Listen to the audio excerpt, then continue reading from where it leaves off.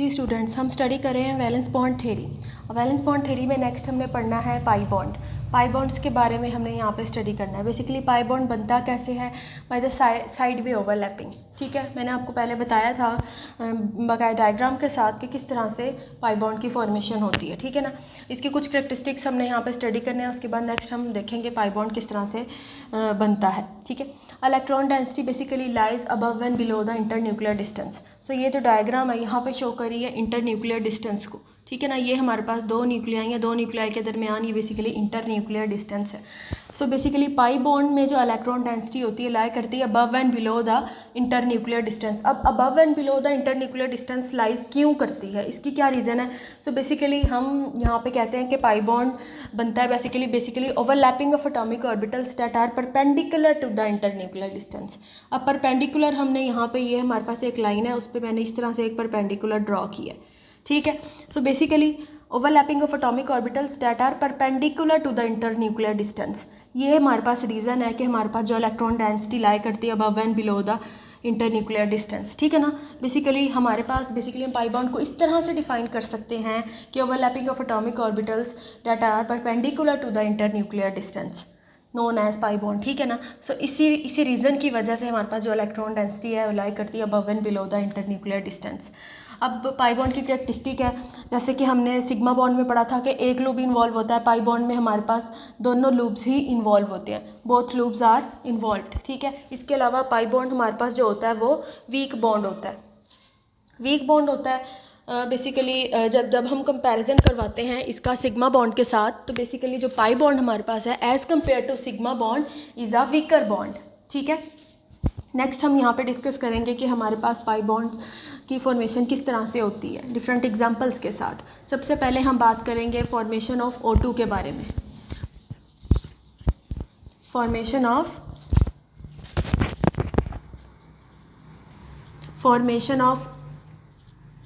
O2।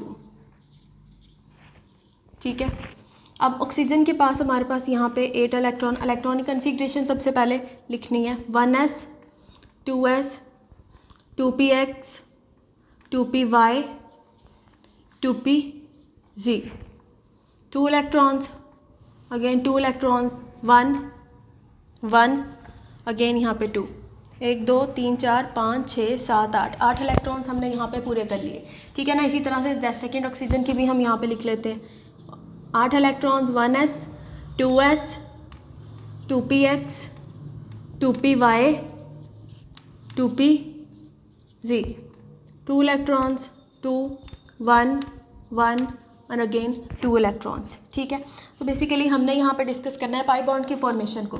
अब आप ये देखें, हमारे पास वैलेंस शेल बेसिकली इन्वॉल्व होगा अकॉर्डिंग टू VBT, और वो वैलेंस शेल इन्वॉल्व होगा जिसके पास अनपेयर्ड इलेक्ट्रॉन्स है।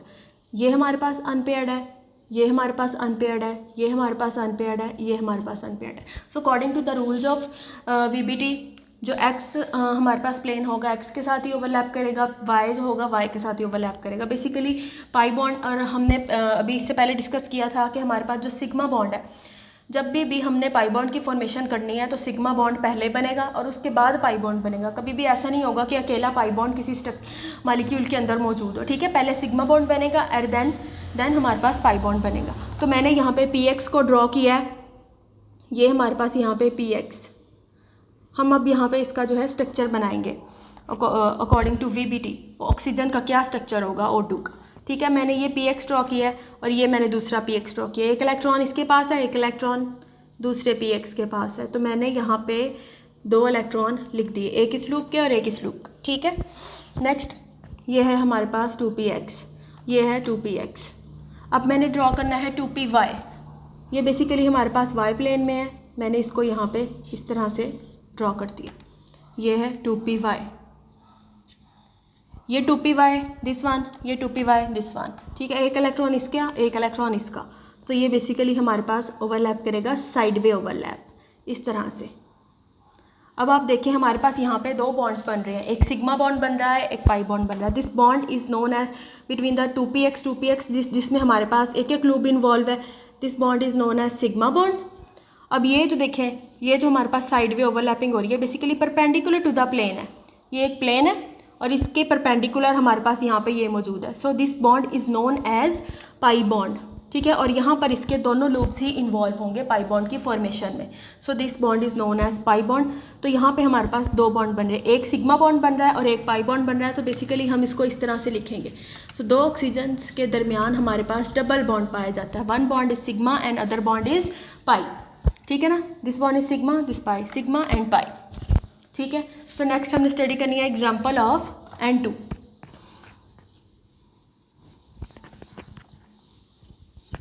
पाई बॉन्ड की फॉर्मेशन को हमने अब नाइट्रोजन में देखना है कि किस तरह से होती है। N2 electronic configuration 7 electrons, 1s 2s 2px 2py 2pz, 2 electrons 4 5 6 और ये 7, ठीक है। टोटल हमारे पास 7 इलेक्ट्रॉन्स।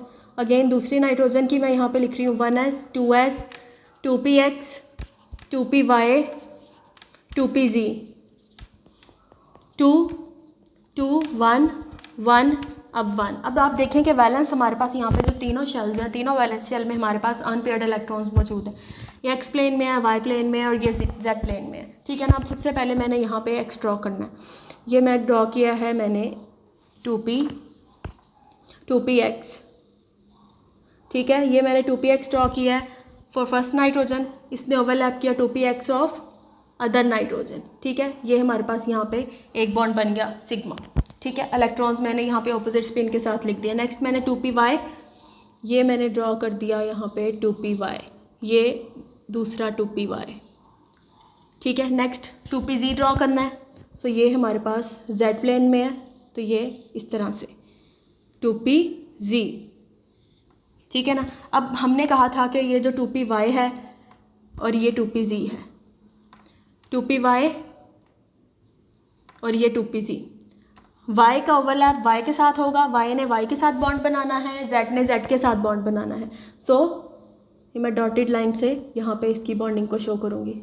2pz के साथ बॉन्ड बनाएगी। इसी तरह से नीचे से भी 2py के साथ और 2pz के साथ यहाँ पे बॉन्ड बनाएगा। y ने y के साथ बनाना है, z ने z के साथ बनाना है और x ने x के साथ बनाना है, ठीक है ना। सो बेसिकली अब आप यहाँ पे देखिए हमारे पास कितने बॉन्ड्स बन रहे हैं। एक बॉन्ड तो ये हमारे पास यहाँ पे बन गया सिग्मा, दूसरा 2py के साथ बना रहा है पाई बॉन्ड और तीसरा 2pz के साथ बना रहा है पाई बॉन्ड, ठीक है। तो बेसिकली यहाँ पे हमारे पास 3 बॉन्ड बने, एक सिग्मा और 2 पाई। सो बेसिकली दो नाइट्रोजन्स के बीच में हमारे पास यहाँ पे ट्रिपल बॉन्ड होता है जिसको हम N2 शो करते हैं। दो नाइट्रोजन्स के दरमियान बॉन्ड होगा ट्रिपल, एक सिग्मा बॉन्ड होगा और 2 पाई बॉन्ड होंगे। और हमेशा पाई बॉन्ड बनने से पहले यहाँ पे सिग्मा बॉन्ड की फॉर्मेशन होगी और उसके बाद पाई बॉन्ड बनेगा।